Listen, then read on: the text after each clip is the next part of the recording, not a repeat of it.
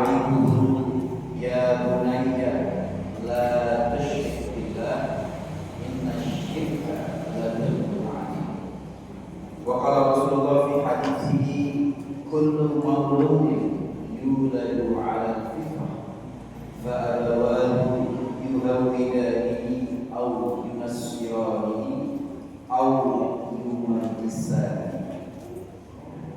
Hari ini adalah hari yang sangat berbahagia buat saya pribadi karena bisa memenuhi hajat dari ibunda saya, Mama Iskansi, yang telah melahirkan 4 putra putri yang soleh-soleha, yang kemudian ditakdirkan menjadi istri saya. Diana, sebenarnya ibu beliau ditakdirkan Allah menjadi istri. Kemudian yang kedua, kebahagiaan saya bisa bertemu dengan sahabat saya, Pak Lurah kita, namanya Wilgan Raita. Jadi kita kangen banget, kayak ketemu 2015. Kita bersahabat sudah dari tahun 88. Berarti berapa? Pokoknya banyak ya. Kita dulu nyanyi di Golkar. Usia kita waktu itu SMP SMA Sanawi Aliyah, itu umur 13, 13. Masih unyu-unyu banget. Masih unyu-unyu, masih imut ya. Tapi alhamdulillah di Golkar itu dalam usia remaja kita mendapatkan pendidikan sampai yang diajarkan tauhid, diajarkan ibadah, diajarkan bersosial, dan diajarkan untuk melakukan aktivitas-aktivitas yang sangat tepat dengan usia remaja. Kita berolahraga, beliau aktif di olahraga protokol kalah. Beliau aktif di basket. Jadi kalau saya aktifnya di perpustakaan, di jurnalistik, beliau di basket. Jadi itu sebuah kenangan yang luar biasa dan mengantarkan kita pada posisi kita hari ini. Kemudian yang saya hormati juga bapak-bapak ketua DKM Masjid Jamiul Huda, para tokoh masyarakat, ketua RT, ketua RW, ibu majelis taklim, Pokja 1, Pokja 1. Mudah-mudahan pertemuan kita pagi ini menjadi berkah, menjadi ibadah di mana majelis kita ini akan mencoba untuk mengingatkan kita semua, mengembalikan kita semua akan fitrah kita sebagai seorang hamba, sekaligus mengingatkan kita semua akan tugas mulia kita sebagai seorang hamba Allah dan seorang manusia, di mana tantangannya seperti yang diamanahkan oleh Mama terkait materi kita. Tantangan kita hari ini adalah bagaimana kita mendidik anak-anak kita, anak-anak remaja kita di era digital. Pemerintah melalui PKK-nya telah membentuk Pokja dan memberikan arahan-arahan dan istilah-istilah yang menurut saya sudah tepat. Paredi pola asuh anak remaja era digital. Kemudian cekas, cegah kekerasan. Ya, ini materi yang penting sekali. Ya, semoga kita bisa terus belajar. Ya, kita akan ada diskusi. Nah, ayah bunda sekalian, para jamaah sekalian, saya akan mulai dengan 3 cerita yang sudah viral dan mungkin ayah bunda bapak ibu sudah pernah baca. Yang pertama adalah kisah Farah. Tahu Farah? Tahu Farah ya? Yang penyanyi cilik itu lah, yang nyanyi lagu Jawa. Saya agak familiar karena ibu saya di rumah setiap hari dengerin lagu Farah. Senang banget.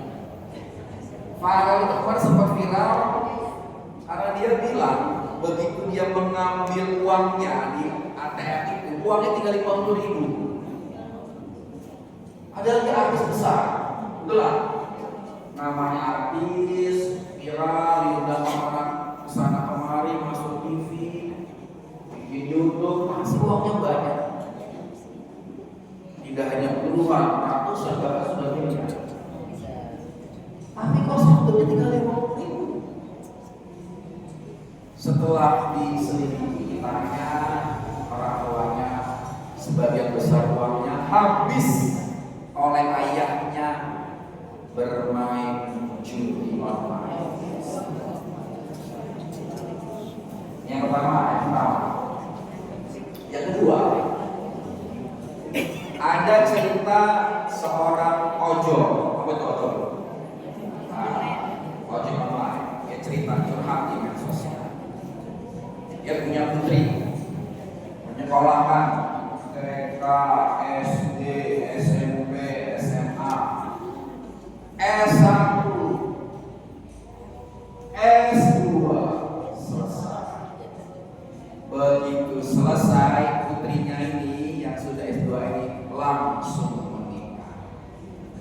Dia curhat, capek-capek sekolah, S1, S2, langsung nikah. Bukannya mengangkat derajat keluarga.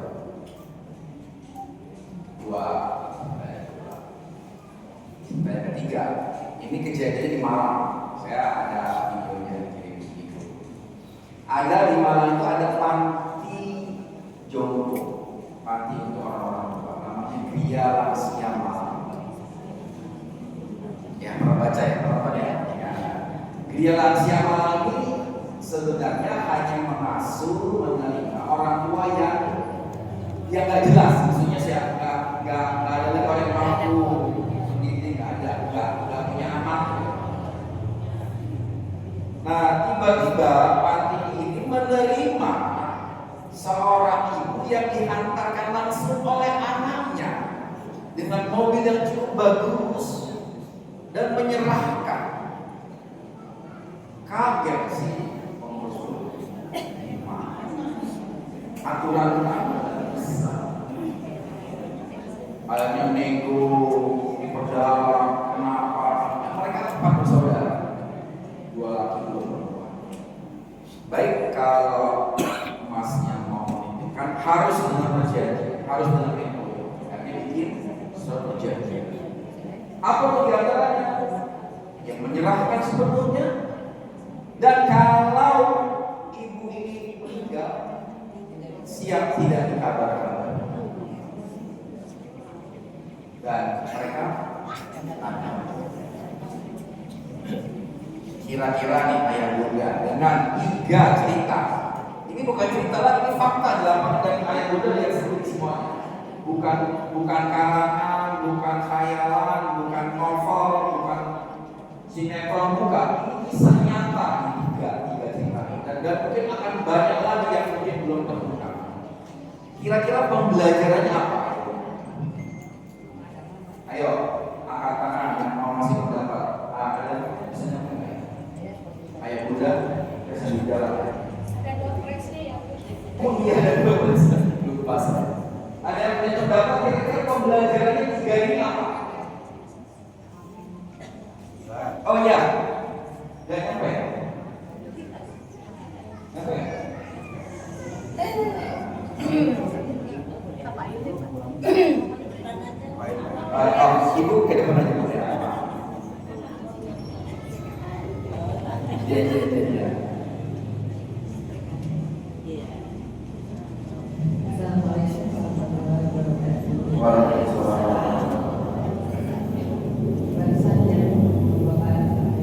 Yang 3 ini kan masalahnya kan di anak, ya kan? Tadi anak menyerahkan ibunya ke panti.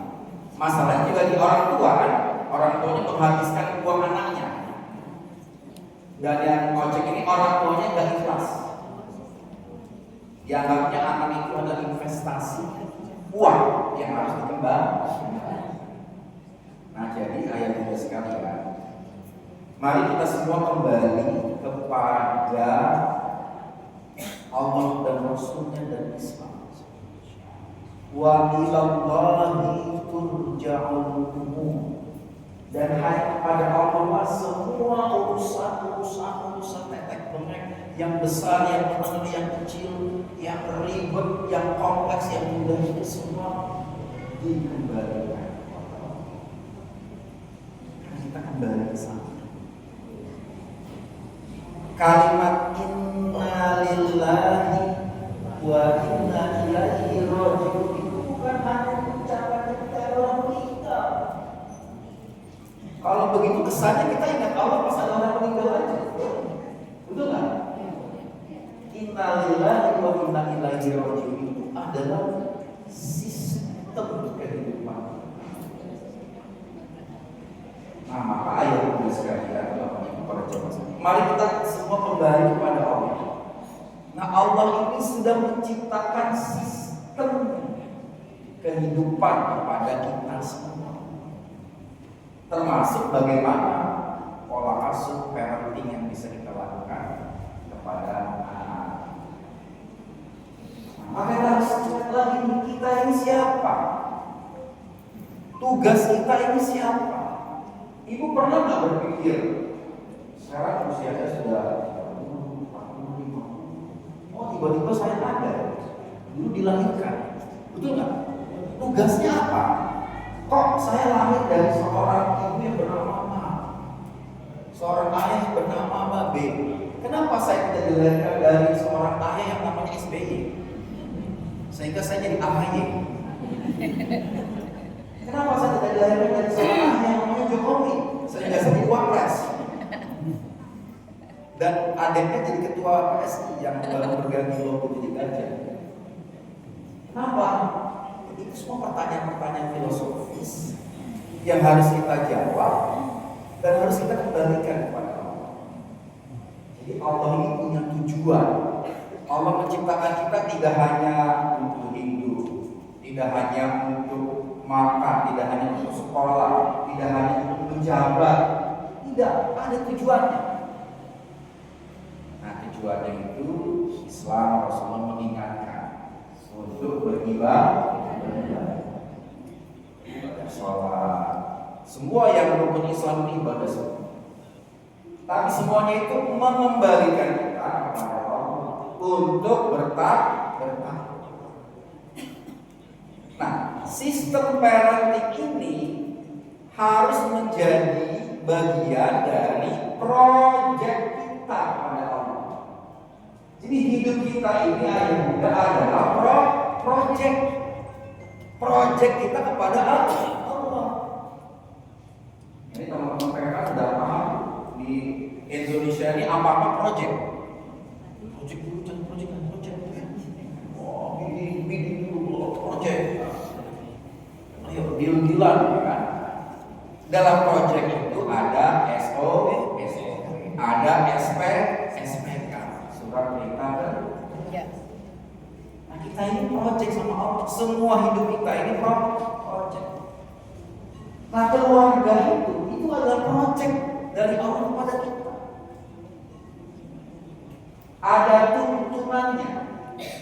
Nah, tadi ayat yang kami sampaikan beberapa tuntunan proyek itu adalah di Luqman tadi, Luqman ketika Luqman berkata menasehati anaknya, ya bunayya la tusyrik billah inna syirka la dzulm.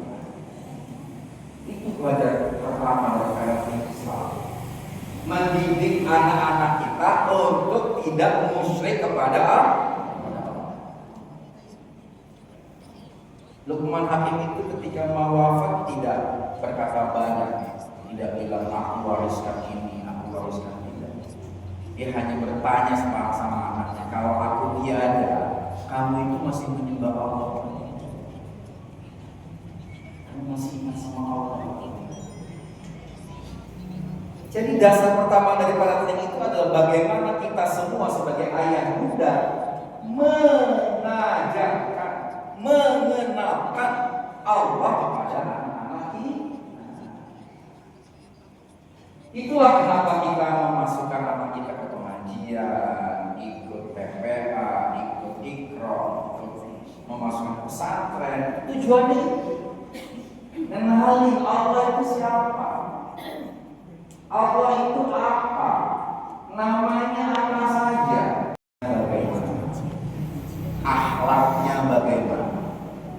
Apa yang mereka lakukan selama di rumah? Apa yang mereka lakukan dengan HP mereka? Apa yang mereka buka? Apa yang mereka baca? Apa yang mereka tonton? Apa siapa teman-temannya? Itu yang kita jawab.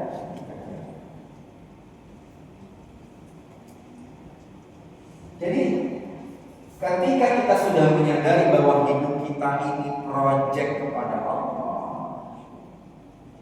kalau ingin sukses projectnya, ya ikuti SOP, ikuti SPK.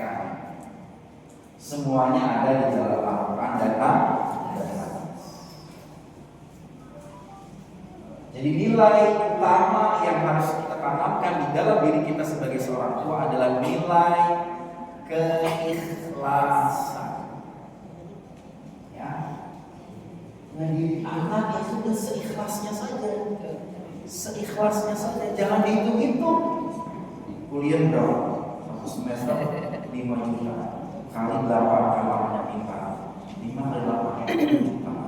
Jajannya berapa sehari? 25 kali 30 banyak banget. Gak kehitung ya, gak kehitung.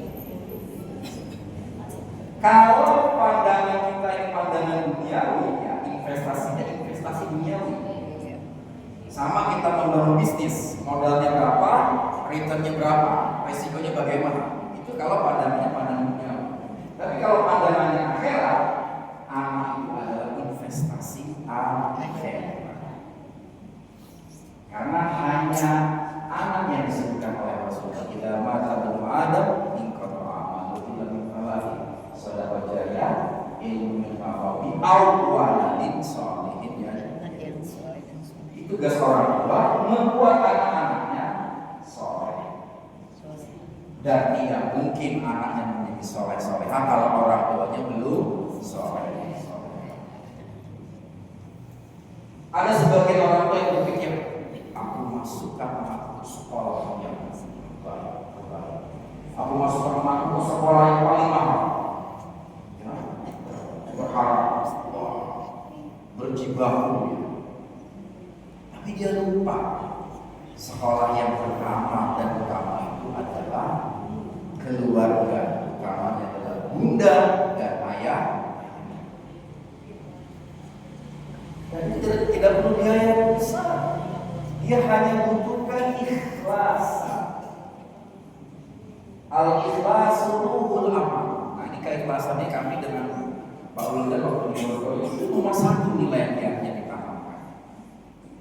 Ini keikhlasan itu tidak hanya dipidatokan, tidak hanya dinasehatkan, tidak hanya diomongkan, tapi dikerjakan, diamalkan, detik demi detik, menit demi menit, jam demi jam, hari demi hari, seluruh waktu semuanya harus ikhlas.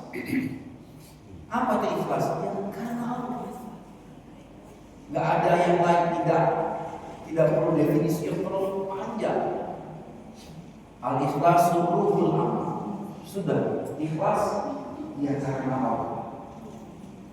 Nah, dunia sekarang ini sudah banyak sistem-sistem yang melupakan pada Allah.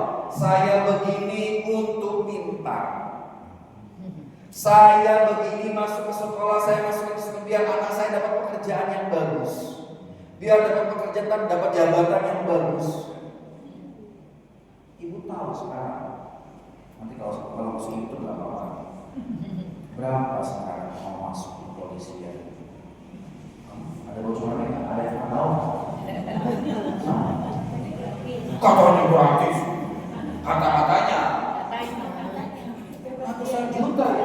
Saya pernah mendapatkan keluhan orang yang tertipu oleh oknum masuk polisi 200 juta. Faktanya lebih dari itu. Tentara berapa? Semuanya diduitin di negara ini. Itu yang menjauhkan dari keberkahan Allah, menjauhkan dari sistemnya Allah. Dan itu yang membuat rusak bangsa ini. Karena semuanya serba uang. Akhirnya pemilik negara ini adalah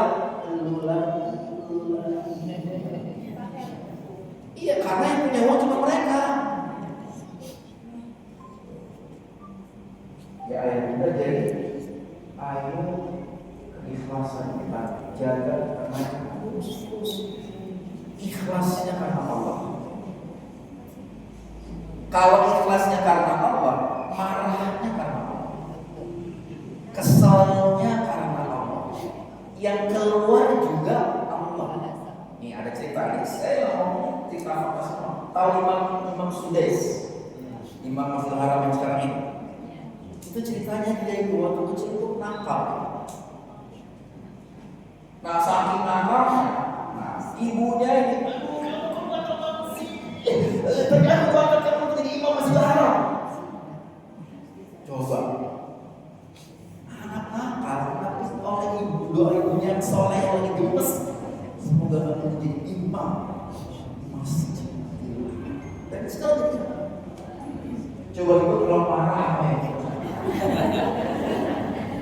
Dasar kamu sama kayak bapaknya. Dasar kamu. Orang masalahnya itu marahnya aja itu soleh. Jadi pengendaliannya ya bunda itu di dalam hati kita semua di sini mengendalikan yang keluar dari mulut kita ucapan. Karena doa seorang ibu itu luar biasa mampu, ya, nggak perlu cari wali-wali, nggak perlu, ya bisa sih kalau bisa, yang dekat lagi. Saya sudah menerima dengan mata kepala saya bagaimana doa dan ucapan seorang ibu itu langsung mandi ke saya punya teman, orangnya soleh, sering ngaji, sering ini. Itu kecelakaan. Saya silaturahim ke ibunya, baru cerita. Saya kesel sama dia. Saya malam-malam nyuci piring. Itu, mama ngapain nyuci piring malam-malam? Saya langsung masuk kamar. Saya langsung rekam. Kesel sama anak saya. Biar sini anak kecelakaan bukan. Jadi mudah-mudah yang di sini hati-hati membicarakan kata. Boleh kesel sama suami nggak apa-apa, uangnya kurang, gajiannya kurang. Kan kita kadang-kadang kesel sama suami, korban jadi kamu. Betul. Oke ya, nomor satu adalah keikhlasan.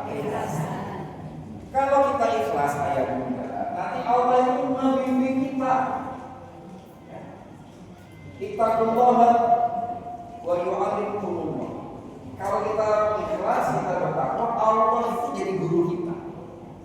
Allah masih ilham, masih petunjuk, ngarahi. Kalau ketemu orang gagal, itu yang gagal itu Allah. Kalau berbisnis gagal, itu yang gagalkan Allah. Kalau kita bertakwa. Nah, kembali dalam konteks parenting ini, tadi setelah ikhlas, setelah mengajarkan tauhid, ya. Nah, ini masuk ke psikologi perkembangan. Apa sih ayah bunda karakter dari anak-anak dan remaja itu? Remaja dulu nih. Apa sih karakter dari remaja itu? Ada yang tahu? Keras kepala, boleh. Apalagi mau menang sendiri boleh, apalagi egois, cari perhatian, ya. Jadi kalau kita punya anak SMP dengan anak SD, ini jangan disamain udah. Iya beda. Psikologinya anak SD dengan anak SMP berbeda. Psikologinya anak TK dengan SD dan SMP juga berbeda. Kita harus belajar itu perkembangan anak-anak. Ya, tumbuh kembangnya anak-anak. Di sini masih ada yang anak kecil yang punya pengalaman. Banyak? Ada? Tahu? Ya, oke. Jadi kalau karakter anak remaja itu orang bilangnya pancaroba, ya, transisi, Cari jati diri. pubertas, ya kan? Dia kemarin itu badannya asik-asik tiba-tiba berubah. Yang laki-laki sudah mimpi basah, mimpi kering. Yang perempuan keluar head, ya kan? Kok tiba-tiba tumbuh kumis, tiba-tiba membesar, mereka kaget itu. Nah, ketika anak mengalami itu perlu pendekatan. Nah, kalau nggak didekati dia kaget nih, kenapa nih? Pemahaman tentang seks usia dini. Ada loh orang yang saking lugunya nggak berani berenang, karena kalau berenang takut hamil. Separah itu pengetahuan. Nggak berani berenang karena kalau berenang takut hamil. Lo emangnya sperma bisa masuk? Ya, pentingnya pengetahuan, pentingnya belajar. Nah, anak-anak remaja ini bukan dia kaget, dia mulai tumbuh ego, dia mulai mandiri, dia mulai nggak mau diintervensi, nggak mau diganggu sama orang tuanya. Nah, ibu, bapak, ayah, bunda, pendekatan kepada anak remaja ini harus seperti kita dengan teman kita. Anak-anak kita yang remaja ini harus kita jadikan sebagai teman. Ya teman, kalau sama teman kan akrab kan? Apa kabar? Ngopi yuk. Gimana kabar lu apa? Teman. Jadi yang kita rubah mental di dalam kita ini teman. Saya ayahnya, saya umumnya, tapi kamu teman. Nah, kalau mental kita sudah teman, sudah sama nih. Nah, mental di dalam anak kita juga enak. Karena namanya teman, ya kan? Dia mau mendengar, dia mau merasakan, dia mau menunjukkan. Mama, aku lagi senang sama si ini. Coba. Kan teman, kan? Kalau kita orang tua, aku malu dia aku. Pakai marah, kamu pacar, jangan pacar. Nggak boleh. Padahal dia lagi senang dan disuruh banyak orang. Terus curhatnya kemana? Kalau orang tuanya nggak menganggap sebagai teman, nanti curhatnya ke ibunya. Dia curhatnya ke orang-orang yang kita tidak bisa tanggung jawab. Kalau dia curhatnya ke tukang ojek yang nganterin dia, Bahaya. Kita mau gitu. Oh, bahaya. Nah, kalau dia udah curhatnya ke teman-teman di medsosnya yang nggak jelas itu. Itu yang sekarang banyak kejadian kayak ya. Jadi sebagian cara untuk anak-anak kita tidak terlalu dengan gadgetnya itu kan namanya online, benar? Untuk mengurangi online, offline kita ini harus hidup, harus lebih besar. Tadi ngajak bicara, diskusi, makan, jalan-jalan bareng. Nah, jadi ayah bunda investasi waktunya harus diupayakan. Dalam istilah psikologi itu quality time, waktu yang berkualitas. Waktu yang berkualitas maksudnya tadi diskusi apa kabar, gimana kuliah kamu, gimana sekolah kamu, gimana guru kamu.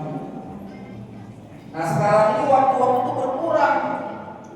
Orang tuanya sibuk, ayahnya bekerja, ibunya bekerja, ayahnya sering keluar kota, ibunya sering keluar daerah, ayahnya ke mall, ibunya ke pasar.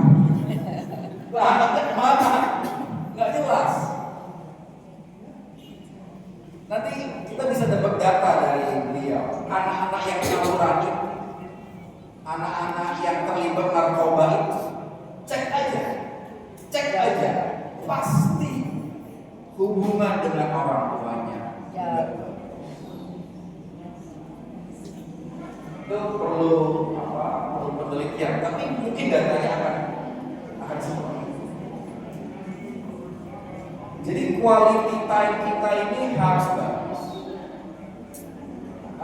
Kalau kita sudah akrab sama anak, kan nanti kita cerita sama dia, kan cerita, "Ma, aku ikut aplikasi ini, aku ikut medsos ini, aku ikut akun ini."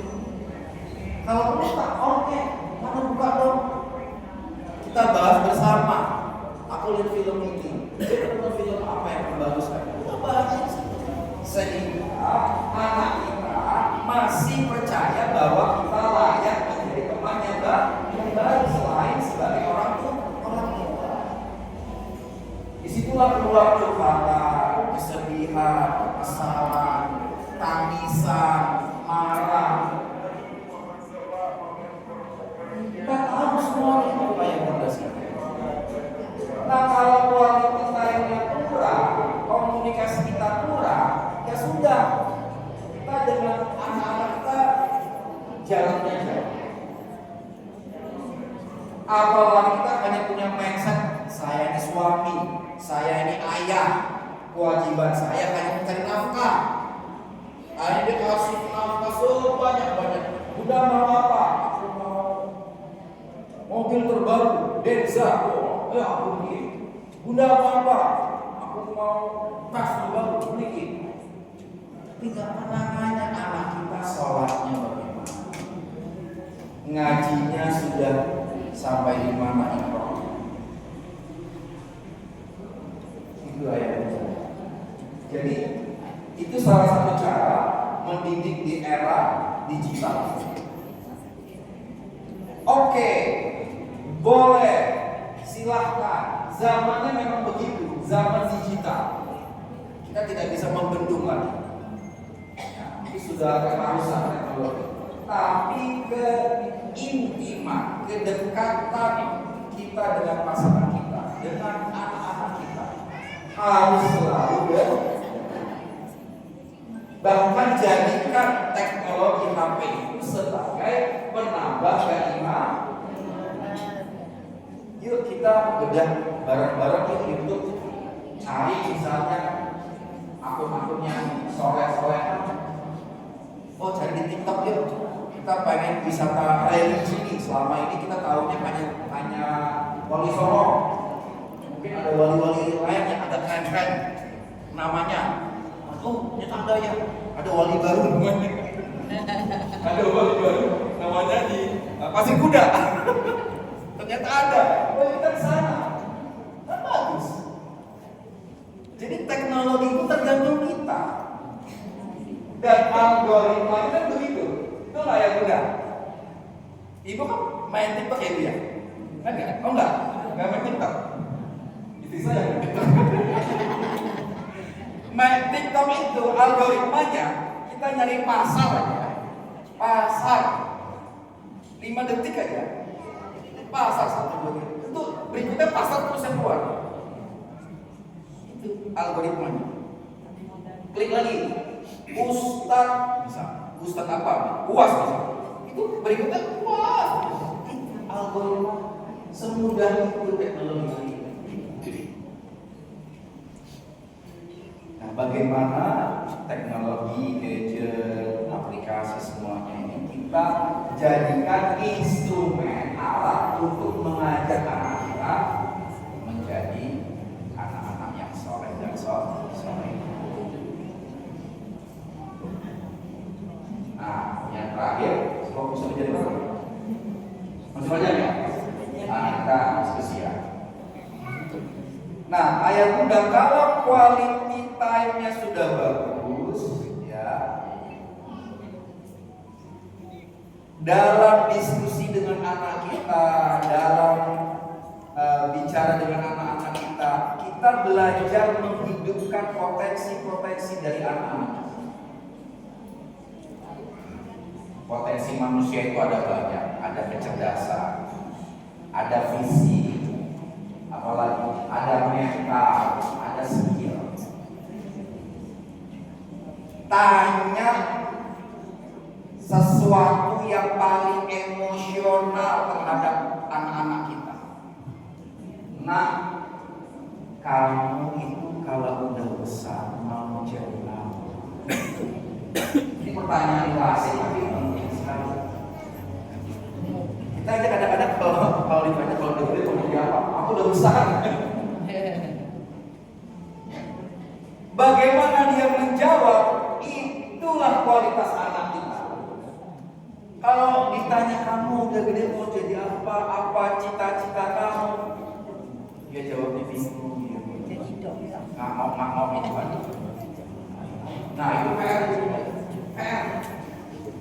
Berarti dalam dirinya belum ada rencana, belum ada cita-cita. Nah itu kesempatan kita untuk masuk ke sana. Kasih penawaran. Ya, betul Pak Lurah. Kasih, sampai jumpa lagi. Berapa orang ngomong RW? Kasih alternatif, kasih pandangan, kasih cara berpikir, kasih alasan, kasih contoh-contoh. Kamu sukanya apa? Nah disitulah kita akhirnya belajar sama anak-anak kita. Kan yang paling tahu anak-anak kita kan ya kita, ya kan? Kesukaannya apa, bakatnya apa.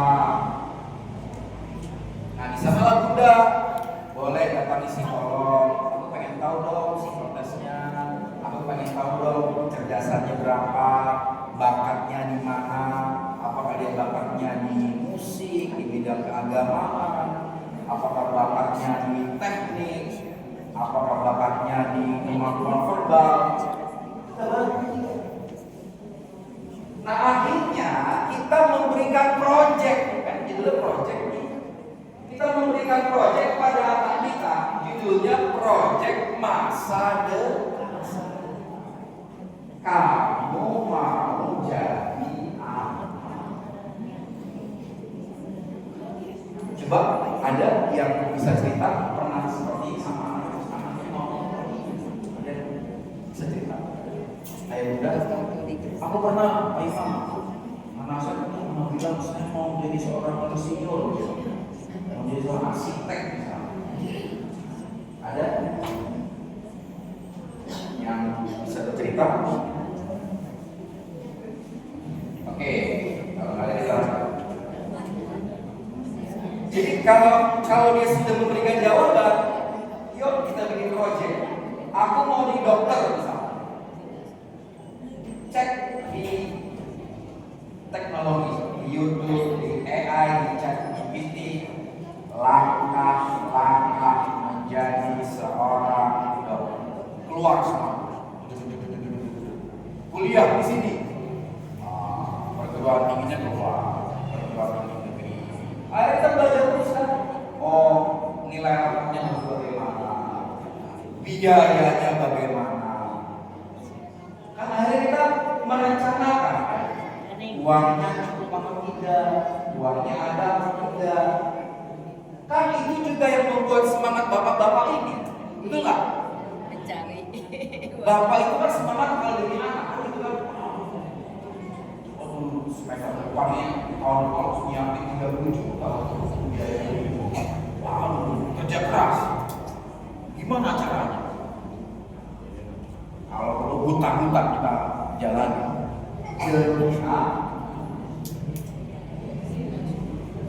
Jadi kita ini harus selalu menjadi teman bagi anak-anak. Nah ada anak yang memang harus ditanya terus. Ada anak yang memang harusnya dibimbing terus, mintanya dibimbing.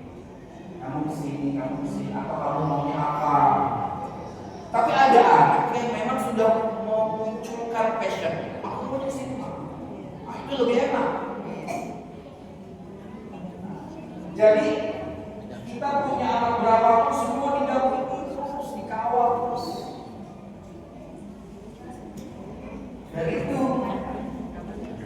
Islam. Dalam proses-proses itu kita memasukkan unsur-unsur Islam. Kalau dia mau ujian, jangan lupa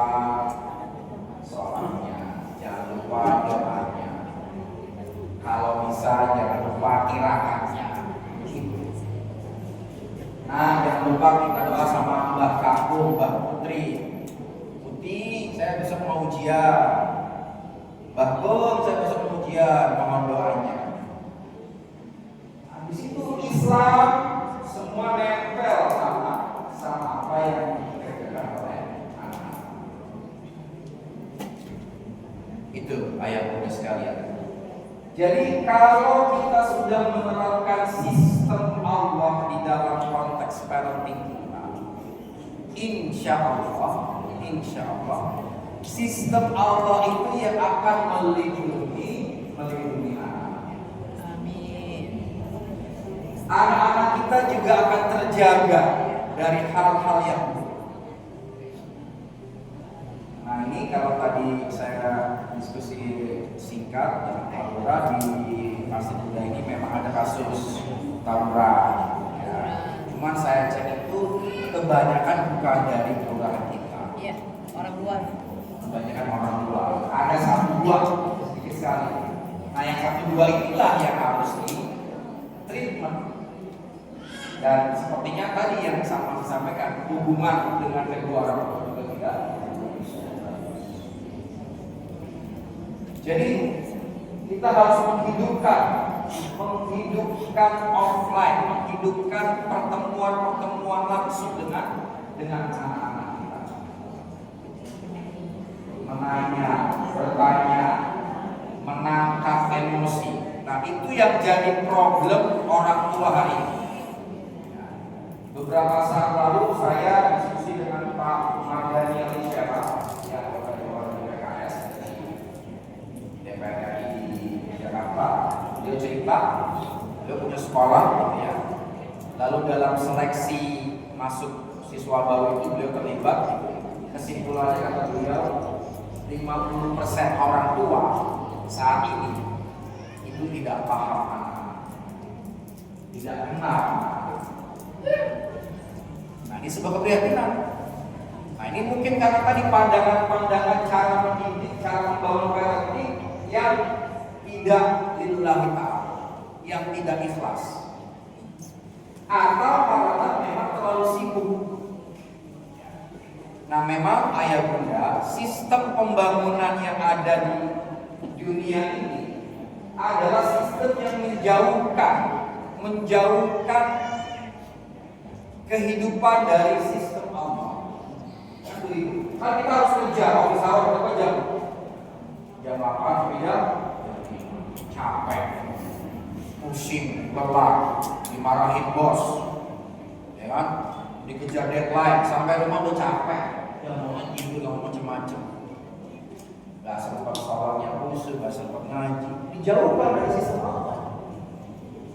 Itu dunia industri, dunia kapitalisme, harus bekerja. Nah, udah dapat uang bagus, dibagiin baru lagi, bagian yang udah jelek.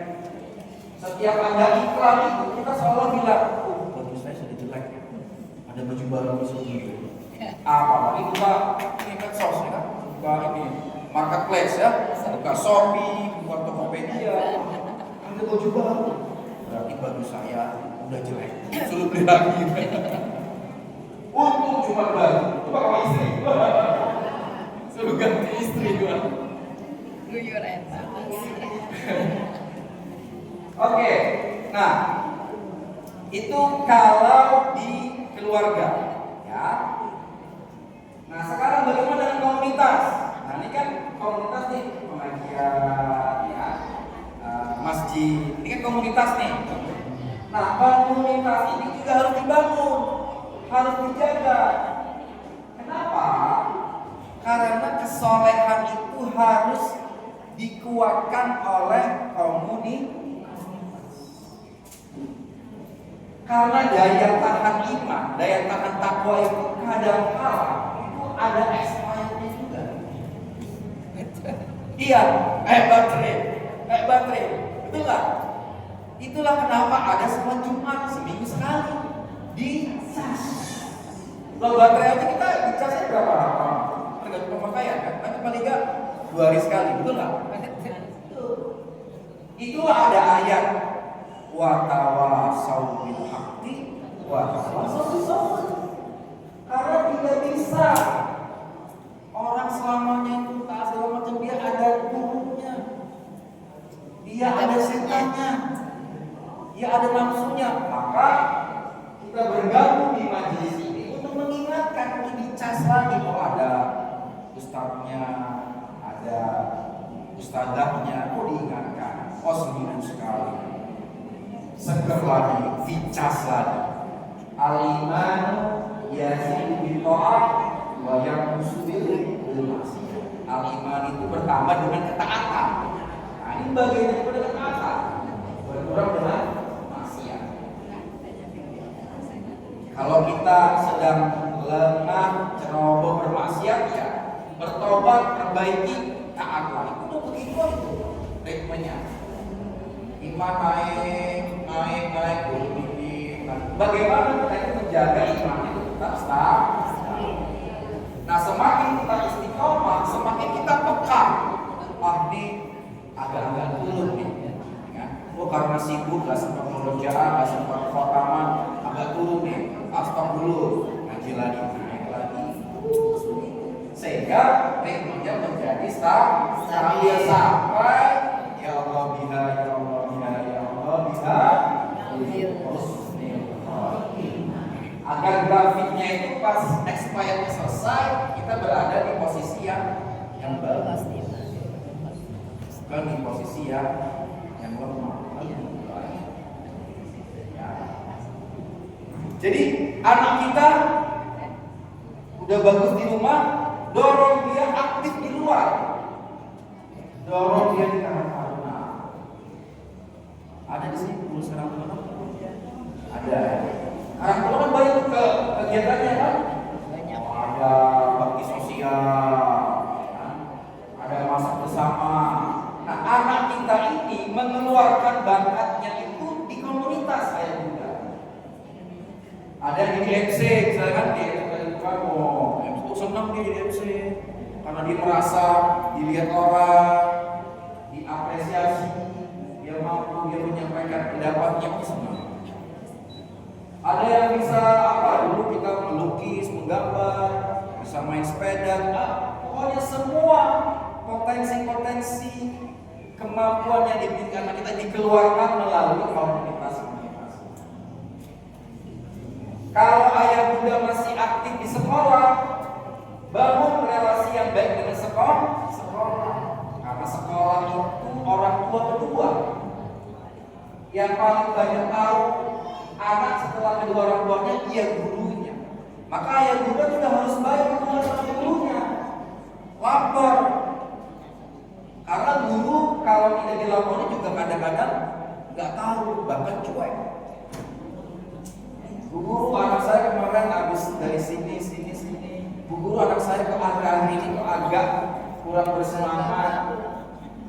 Bu guru, Pak guru, anak saya pun senang baca buku ini. Diinformasikan kepada guru. Sehingga pendidikan itu 24 jam terkontrol, direncanakan, diawasi, dan dievaluasi.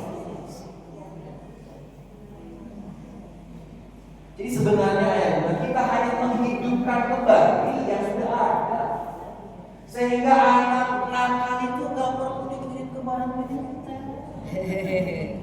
Orang tuanya dulu. Ya kan? Tapi ya nggak salah juga, karena kan sifatnya emergensi. Iya.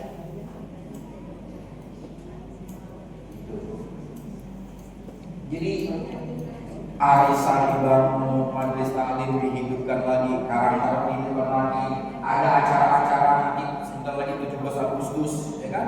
Dihidupkan lagi. Tapi diseriusin gitu loh. Enggak hanya formalitas, diseriusin. Tadi lillahi ta'ala dihidupkan. Bagaimana upacara bendera itu menjadi arena, menjadi sarana pendidik anak. Bagaimana seorang anak membaca Pancasila, kemudian 45 itu adalah didikan. Menyanyikan lagu Indonesia itu didikan semuanya, mencetak anak. menjadi anggota paskibraka, itu semua adalah sarana-sarana aktivitas yang menghidupkan pendidik anak yang hari ini sepertinya agak terlupakan karena semua habis di gadget. Semua habis di main game. Kita ajak anak-anak kita keluar, kita ajak, kita awasi. Itu. Kemudian ayah bunda terkait dengan era digital tadi, kedepannya ayah bunda memang teknologi itu semakin maju, semakin memudahkan. Sekarang ada teknologi AI, bunda, AI itu bisa bikin video bunda. Ini kan nih saya nih, ini udah ada di mana-mana nih bunda nih. Udah ada di YouTube, udah ada pasti. Ini nanti nih gambar saya bisa dicuri sama kalau ada orang jahat. Terus dibuat kata-kata yang suaranya mirip saya. Nanti bisa ini ada seorang mengaku bernama Imam menghubungi ibu. Saya Imam yang kemarin pidato, yang kemarin akhirnya dibuat kejahatan. Tapi juga bisa buat kebaikan. Nah jadi ayah muda sekarang jangan merasa tua untuk tidak mau belajar teknologi. Aku udah tua malas. Aku udah nenek malas. Seolah-olah kita mengijazahkan diri kita. Aku ini udah tua, nggak boleh. Padahal sebenarnya nggak begitu. Memang sepertinya sudah kamu. Justru kita bisa jadi muda. Kita teknologi. Itu maksud saya. Kan bukan mikir. Nah, mikir ini membuat otak kita bekerja. Itu mengawetkan muda, memudahkan kita. Coba iya. Belajar sama anak. Sopi. Aku mau cari baju. Enggak apa-apa. Supaya awet muda. Kalau ibu ini kata ibu saya, "Mak, gue orang gak usah khawatir sama ibu. Ibunya masih suka beli baju baru. Itu tandanya ibu masih muda." Dia bilang gitu. Loh serius? Jadi ibu beli aja baju yang murah-murah. Itu menandakan ibu masih muda, masih punya semangat. Nah, jadikan teknologi sebagai alat yang menguatkan kita. Dan jadikan teknologi sebagai alat yang menyambungkan anak dengan kita. Kita jadi belajar kepada anak. Nah, begitu. Kan sekarang nih orang sedang kekurangan bagaimana komunikasi antara anak dan orang tua. Teknologi dijadikan alat bantu yang menghubungkan anak dengan orang tua.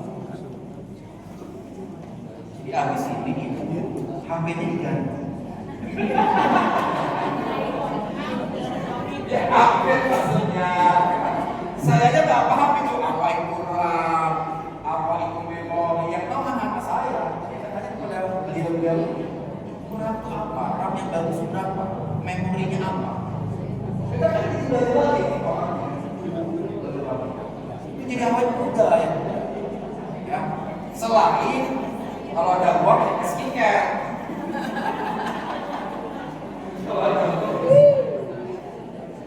Oke, saya kira akan lebih asik kalau kita ada tanya jawab ya. Boleh silakan.